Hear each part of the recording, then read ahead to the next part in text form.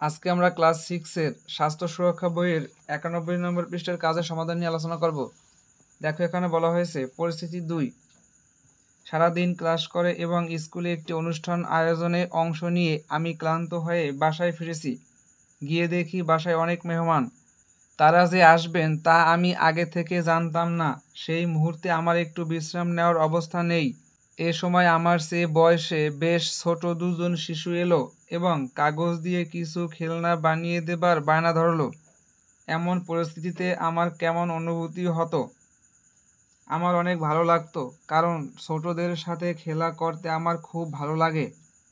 এ অবস্থায় আমি কি করতাম এবং শিশুদের কি বলতাম? আমি অনেক খুশি হতাম এবং খেলনা বানিয়ে দেওয়ার চেষ্টা করতাম। আমার অন্তত একজন বন্ধুর সাথে আলোচনা করি এমন পরিস্থিতিতে তার কেমন অনুভূতি হতো এবং সে কি করত। আমার বন্ধু রিহনের সাথে আলোচনা করেছি। সে বলল আমার অনেক খারাপ লাগতে। সে বিশ্রাম নিত। পরিস্থিতি 3।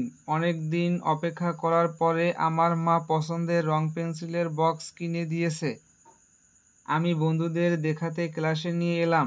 যেই কাছের বন্ধুদের দেখানোর জন্য এগুলো ব্যাগ থেকে বের করলাম, অমনি এক বন্ধু দুটি রং পেন্সিল হাত থেকে ছো মেরে নিয়ে নিল। এমন পরিস্থিতিতে আমার কেমন অনুভূতি হতো?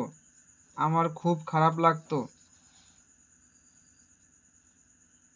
এ অবস্থায় আমি কি করতাম এবং বন্ধুকে কি বলতাম? আমি তার সাথে রাগ করতাম, তাকে রং পেন্সিল দুটি দিতে বলতাম। আমার অন্তত একজন বন্ধুর সাথে আলোচনা করি এমন পরিস্থিতিতে তার কেমন অনুভূতি হতো এবং সে কি করত। আমার বন্ধু রিহানের সাথে আলোচনা করেছি।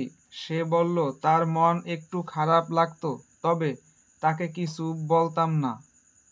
এতটুকু ছিল তোমাদের 91 পৃষ্ঠার কাজের সমাধান। আশা করি তোমরা বুঝতে পারছো।